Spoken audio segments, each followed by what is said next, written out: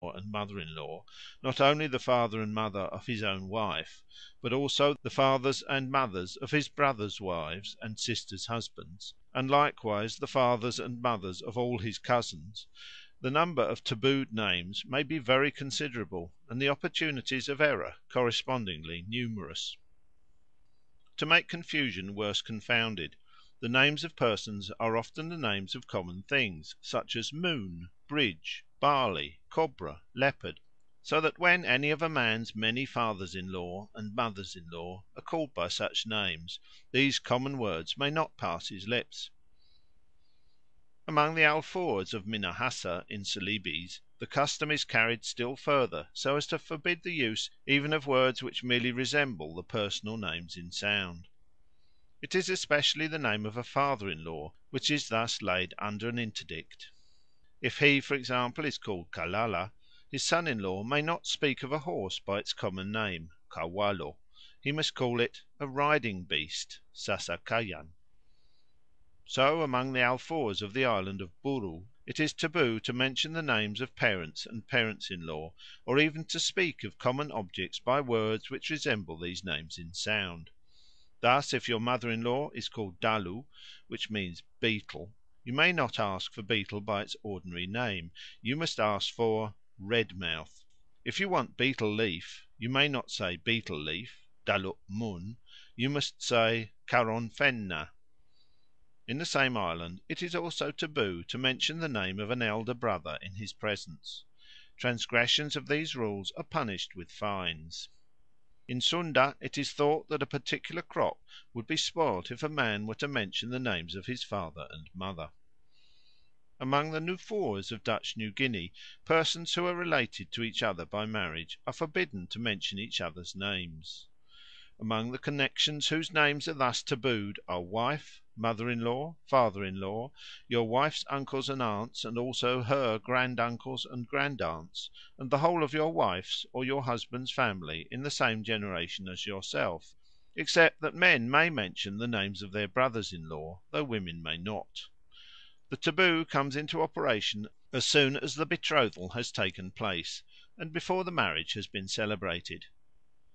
Families thus connected by the betrothal of two of their members are not only forbidden to pronounce each other's names, they may not even look at each other, and the rule gives rise to the most comical scenes when they happen to meet unexpectedly.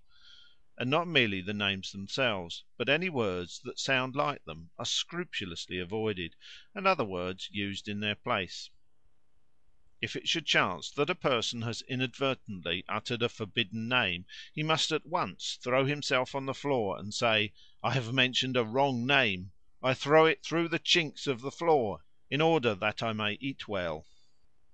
In the western island of Torres Straits a man never mentioned the personal names of his father-in-law, mother-in-law, brother-in-law, and sister-in-law, and a woman was subject to the same restrictions.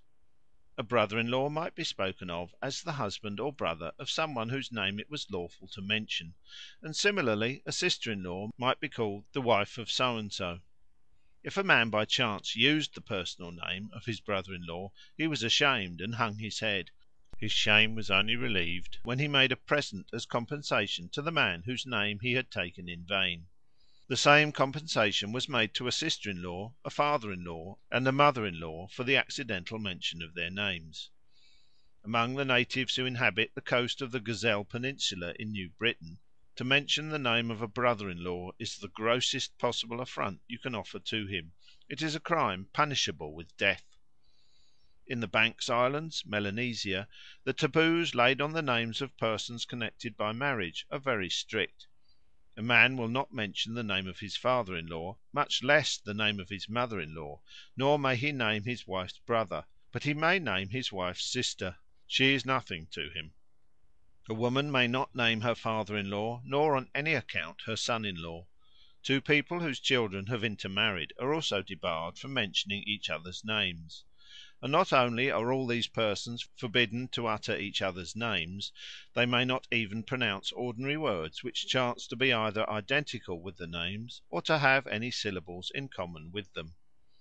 Thus we hear of a native of these islands who might not use the common words for pig and to die, because these words occurred in the polysyllabic name of his son in law; and we are told of another unfortunate who might not pronounce the everyday words for hand and hot on account of his wife's brother's name, and who was even debarred from mentioning the number one, because the word for one formed part of the name of his wife's cousin.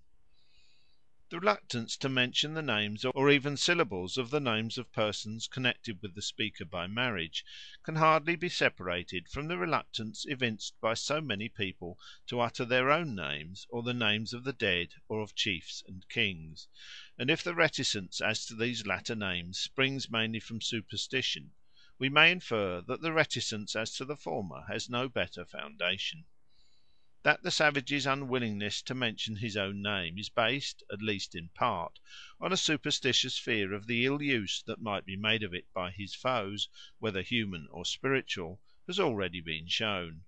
It remains to examine the similar usage in regard to the names of the dead and of royal personages. Part III. Names of the Dead tabooed. The custom of abstaining from all mention of the names of the dead was observed in antiquity by the Albanians of the Caucasus, and at the present day it is in full force among many savage tribes.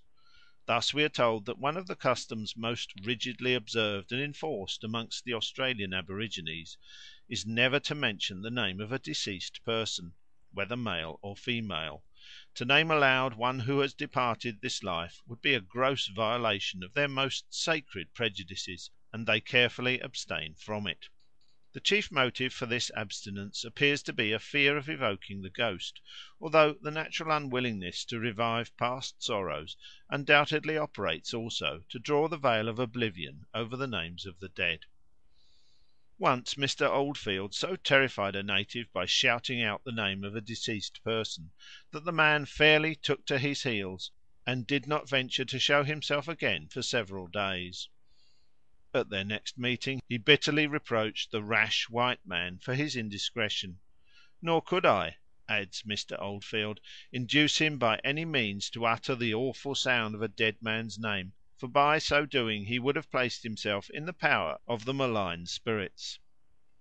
Among the aborigines of Victoria the dead were very rarely spoken of, and then never by their names; they were referred to in a subdued voice as "the lost one," or "the poor fellow that is no more." To speak of them by name would, it was supposed, excite the malignity of Cuit Gil, the spirit of the departed, which hovers on earth for a time before it departs for ever towards the setting sun. Of the tribes on the lower Murray River we are told that when a person dies, "they carefully avoid mentioning his name, but if compelled to do so, they pronounce it in a very low whisper, so faint that they imagine the spirit cannot hear their voice." Among the tribes of Central Australia no one may utter the name of the deceased during the period of mourning, unless it is absolutely necessary to do so, and then it is only done in a whisper for fear of disturbing and annoying the man's spirit which is walking about in ghostly form. If the ghost hears his name mentioned, he concludes that his kinsfolk are not mourning for him properly; if their grief were genuine, they could not bear to bandy his name about. Touched to the quick by their hard-hearted indifference, the indignant ghost will come and trouble them in dreams. The same reluctance to utter the names of the dead appears to prevail among the Indian tribes of America, from Hudson's Bay territory to Patagonia. Among the Goajiros of Colombia, to mention the dead before his kinsmen is a dreadful offence, which is often punished by death; for if it happen on the rancho of the deceased, in presence of his nephews or uncle, they will assuredly kill the offender on the spot if they can; but if he escapes, the penalty resolves itself into a heavy fine, usually of 2 or more oxen. A similar reluctance to mention the names of the dead is reported of peoples so widely separated from each other as the Samoyeds of Siberia and the Todas of southern India, the Mongols of Tartary and the Tuaregs of the Sahara, the Ainus of Japan and the Akamba and Nandi of Eastern Africa, the Tingianes of the Philippines, and the inhabitants of the Nicobar Islands, of Borneo, of Madagascar, and of Tasmania. In all cases, even where it is not expressly stated